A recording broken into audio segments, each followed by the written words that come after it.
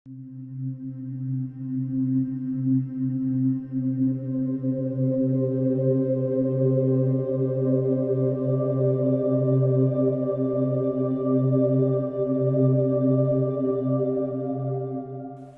जी, मैंने अभी कई वीडियोस देखी। तो पिछली आपने वीडियो में बताया कि कुछ भी हम करना चाहते हैं उसकी इमेजिनेशन करें, कि हम इमेजिनेशन करेंगे तो वो उसको हम कर पाएंगे। तो अब एक एग्जांपल है, जैसे मैं बाइक चला रहा हूँ तो मैं इमेजिन करता हूँ कि मुझे कार मिल जाए या मैं कार में चल रहा हूँ। अब वो तो चला रहा हूँ लेकिन जब हवा लग रही है, कार में हवा नहीं लगती, तब आप हीटर स्टार्ट कर दो आराम से जाओ, लेकिन हवा लग रही है तो बंदा और सिकुड़ के चला रहा है। तो वो इमेजिनेशन, ऐसी कई चीज़ें होती हैं, इमेजिन करता हूँ तो कुछ ना कुछ दिमाग में आता है और बोलता है कि ये इमेजिनेशन तेरे से नहीं होगा। तो फिर एग्जैक्टली ऐसा क्या तरीका है कि इमेजिनेशन जो मैं करूँ तो एकदम परफेक्ट हो पाए, वो कोई भी दूसरी चीज़ें ना आए, ना एक ही इमेजिनेशन है, मैं उसे फील कर पाऊँ अंदर अंदर पूरे सही से, ऐसा कुछ। जी, कुछ चीज़ें हैं जिन पे अगर हम ध्यान देंगे बहुत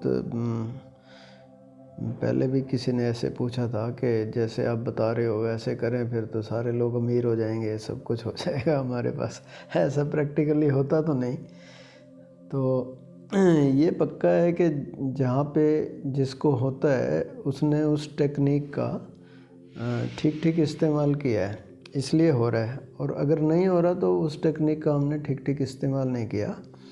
हमें समझना चाहिए कि पहले तो आप ये कह रहे हो कि मैं कल्पना करूं, अब मैं मोटरसाइकिल चला रहा हूं और मैं कल्पना करूं कि मेरे को कार मिल जाए। अब फिर आप गलती कर गए। मैंने आपको ये नहीं कहा था कार मिल जाए। जब मैं ऐसा सोचता हूं कि कार मिल जाए, इसका मतलब क्या हुआ? इस समय तो मैं ये फील कर रहा हूं कि कार मेरे पास नहीं है। हमारा जो सिस्टम है ना, वो हमारी फीलिंग को मिरराइज करता है। जो हम फील कर रहे होते हैं वो हमारे पास आता है ना। अब जब मैं कह रहा हूँ कि मुझे कार मिल जाए, ये तो पक्का है कि इस समय तो मेरे पास कार नहीं है ना, ये मैं फील कर रहा हूँ कि। तो when I am feeling lack, तो ये लैक मेरे पास और आता रहेगा, लैक मिरराइज होता रहेगा। मेरे पास कमी कमी कमी, ये नहीं है ये नहीं है, वो वाली चीज़ आएगी भले ही मैं कार मांगता रहूँ। अब आप कह रहे हो कि कार की कल्पना कैसे करूँ? भाई मेरे पास कार है, मुश्किल तो है ये थोड़ा सा, लेकिन अगर आप कल्पना कर पाओ तो हो जाएगा।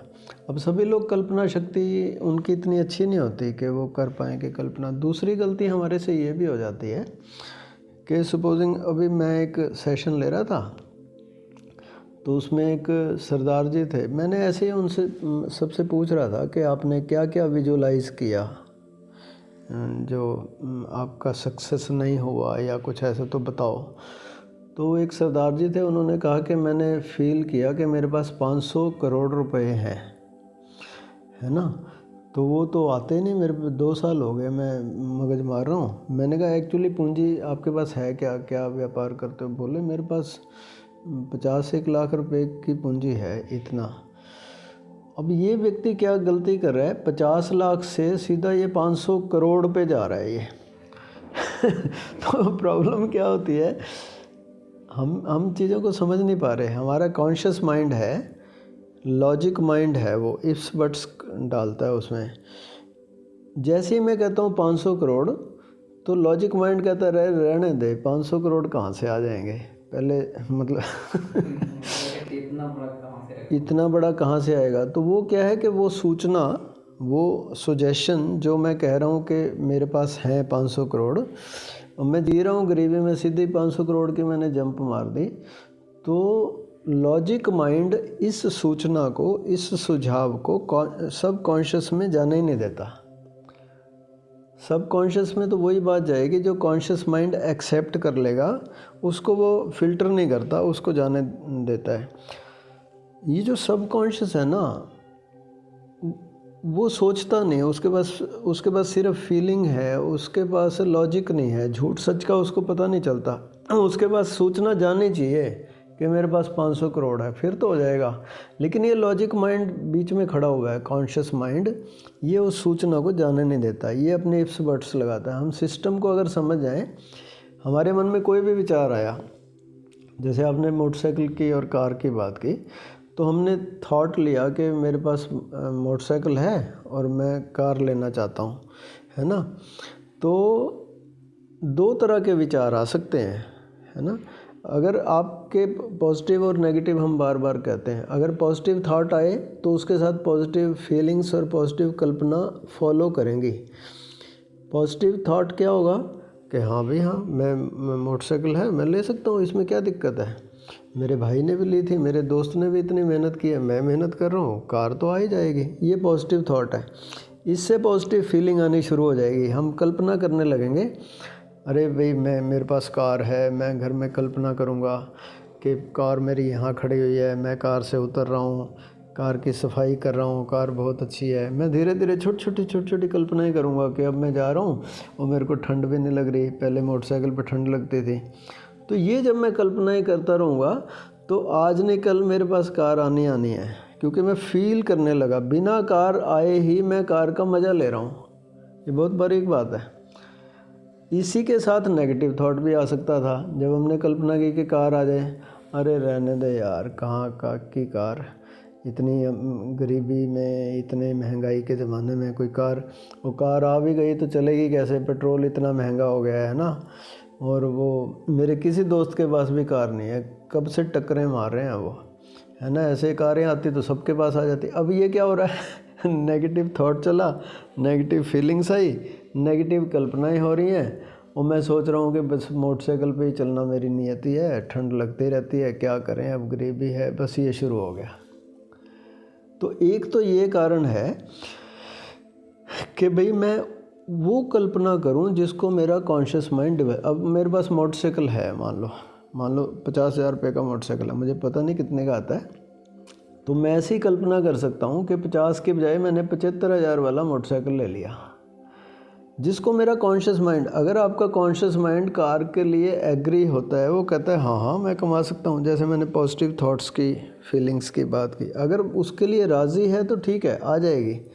लेकिन अगर वो राज़ी नहीं हो रहा तो थोड़ा छोटा टारगेट ले लो अपने से, फ़िलहाल जितना है उससे थोड़ा सा बड़ा ले लो कि भाई 50,000 की मोटरसाइकिल है तो मैं जो है या तो कोई बीच ऐसा कल्पना करो कि कार ही लेनी है तो मैं सेकंड हैंड ले लूँगा।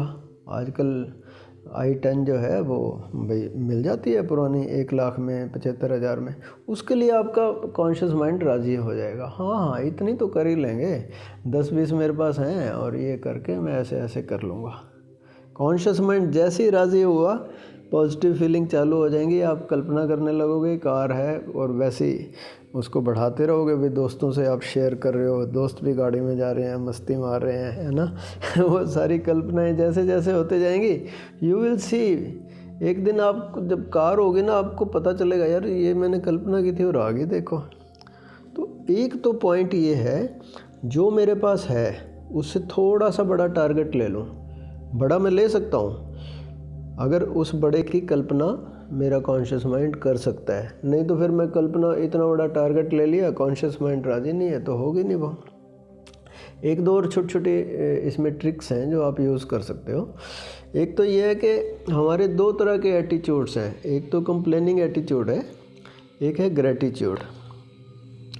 कंप्लेनिंग एटीट्यूड ये है, हमारे गुरुजी की बहुत ही प्यारी लाइन्स हैं, एक भगवान बुद्ध पे लिखी है उन्होंने। वो कहते हैं, गौतम ने कहा भिक्षुओं सुनो, मन ही सुख दुख का मूल अहो, जो है उसका कर्ता न मान, जो नहीं मिला तो परेशान, है ना। जैसे मान लो अभी हम कल्पना की बात कर रहे थे, अगर उसमें ग्रेटिट्यूड भी ऐड कर दें, जैसे मैं ये तो कल्पना कर ही सकता हूँ बैठे बैठे, अभी मोटरसाइकिल पे चलते हुए कल्पना ना करूँ, जब मैं घर बैठा हूँ तो मैं कल्पना करूँ मेरे पास कार है, वो सारी कल्पनाएं करते करते मैं थैंक्स से भर जाऊँ, मैं भगवान का ना थैंक्स करने लगूँ, अपने गुरुजी का, अपने जो भी हमारे इष्ट देव हैं, भाई परमात्मा तूने एक कमाल कर दिया, मेरे को कार दिला दी, मेरी तो कब से इच्छा थी मेरे पास। तो मैं थैंक्स करने की एक एटीट्यूड मेरा डेवलप हो। कंप्लेनिंग एटीट्यूड, जो है उसका करता न मान, जो नहीं मिला तो परेशान, ये हमारा एटीट्यूड बन गया है कि जो मेरे पास है उसका मैं सम्मान नहीं करता, जो मेरे पास नहीं है उसके लिए कंप्लेंट करता रहता हूँ। तो मैं ये तो नहीं कह रहा कि जो नहीं है उसके लिए कोशिश ना करें, लेकिन कंप्लेनिंग एटीट्यूड ना हो। हम वहाँ गए थे पंजाब में, तो वहाँ वो तो भर भर के उनके घरों में बड़े बड़े गिलास होते हैं लस्सी के और ऐसा कुछ करके।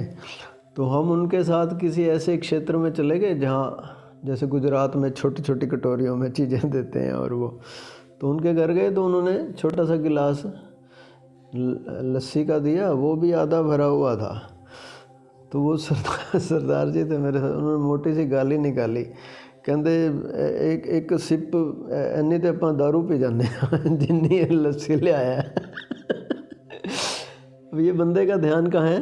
वो जो आधा भरा हुआ, मनोविज्ञान में ये बात बहुत सिखाते हैं कि जो आधा भरा हुआ गिलास है वो आधा भरा हुआ दिखना चाहिए, उसको आधा खाली दिखाई दे रहा है ऊपर वाला, है ना। वो कहता है खाली है गिलास इतनी सी, तो वो जो भरा हुआ है उसकी तरफ हमारा ध्यान हो। हमारे पास बहुत सारी चीज़ें हैं जिनके लिए हम ग्रेटिट्यूड कर सकते हैं। जैसे मेरे पास मोटरसाइकिल है, आप मोटरसाइकिल की बात कर रहे हो, तो बहुत लोगों के पास साइकिल भी नहीं है या साइकिल है, बहुत लोगों के पास बहुत पैदल ही चल रहे हैं। तो एक सेंस ऑफ ग्रेटिट्यूड ये मेरे एटीट्यूड में आ जाए कि मैं हमेशा धन्यवाद के भाव से भरा रहा हूँ कि भाई मेरे पास मोटरसाइकिल है, मेरे पास अच्छे कपड़े हैं। गरीब आदमी के पास कपड़े भी नहीं हैं अपने। आजकल सर्दियों के दिन है, लोग प्लेटफॉर्म पे पड़े हैं, मैं कम से कम मेरे पास मकान है, किराए का ही सही, अपना मकान तो है, घर पे तो सोता हूँ। ऐसे मैं जिस भी चीज़ पे ध्यान दूंगा ना, भाई मुझे ये इतने की 20,000 की सैलरी मिली है, 25,000 की मुझे नौकरी मिली है, लोगों को मिल ही नहीं रही। कितने लोग हैं जिनको नौकरी नहीं मिल रही, तो कम से कम तो जो है उस पर ध्यान दें और थोड़ा थोड़ा ये एटीट्यूड डेवलप करना शुरू करें कि थैंकफुलनेस का, अपने दोस्तों का, अपने पेरेंट्स का, अपने जो भी घर के लोग हैं जो हमारी इतनी हेल्प कर रहे हैं, परमात्मा का, अपने गुरु का, अपने इष्ट देव का, हनुमान जी, शिव जी, जिसको भी आप मानते हो, धन्यवाद के भाव में जब जीना शुरू करते हैं ना, तो हम देखते हैं कि वो चीज़ें जिनके लिए हम कोशिश करते हैं थोड़ी थोड़ी बढ़ा के वो आने लग जाती हैं। तो कंप्लेनिंग एटीट्यूड में एक बात पक्की रहती है, एक फीलिंग बनी रहती है कि ये मेरे पास नहीं है, ये नहीं है, ये नहीं है, ये नहीं है, ये गंदा हो रहा है, ये गंदा हो रहा है, तो वो मिरराइज होता रहता है। हमारी फैकल्टीज ऐसी हैं, इसमें कुछ कर नहीं सकते। जैसी मेरी फीलिंग है, अब मनोवैज्ञानिक कहने लगा है फीलिंग इज़ द प्रेयर, यानी जो मैं फील कर रहा हूँ ना वही प्रार्थना है। ऐसे मैं मांगता रहूँ भाई ये है, ये नहीं मिला, ये नहीं मिला, तो फिर लैक की फीलिंग लैक को ही मिरराइज करती रहेगी।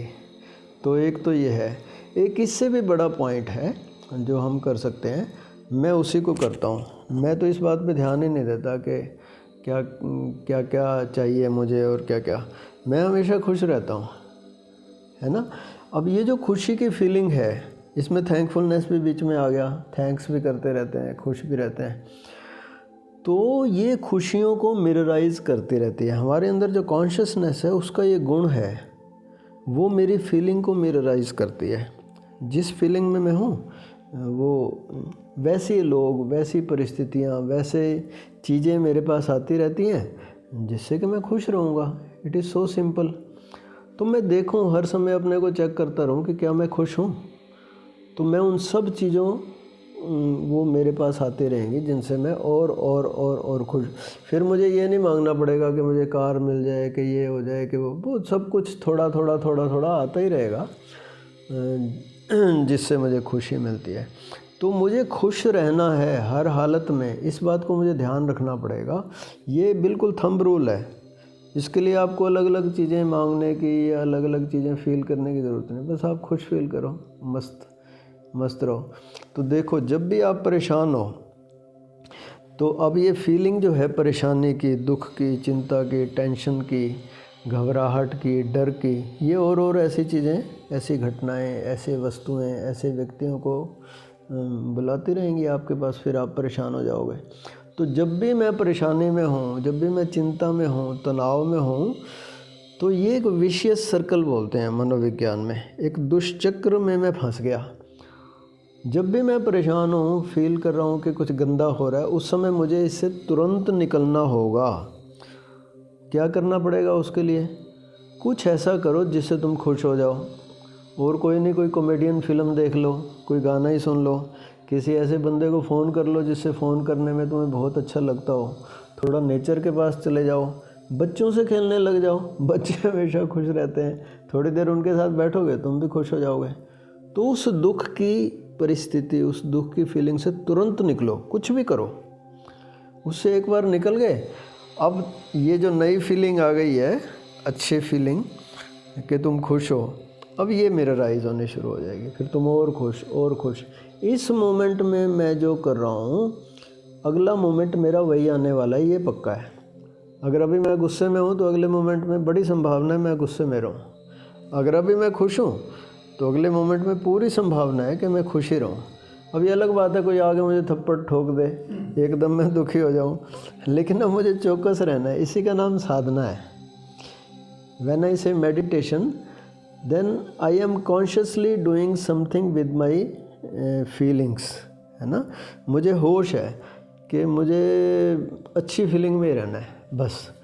अगर आप ये कर सको तो आपको और कुछ भी करने की ज़रूरत नहीं है। जो आपको चाहिए, जिससे आपको खुशियाँ मिलती हैं, वो अपने आप ही आती रहती हैं आपके पास।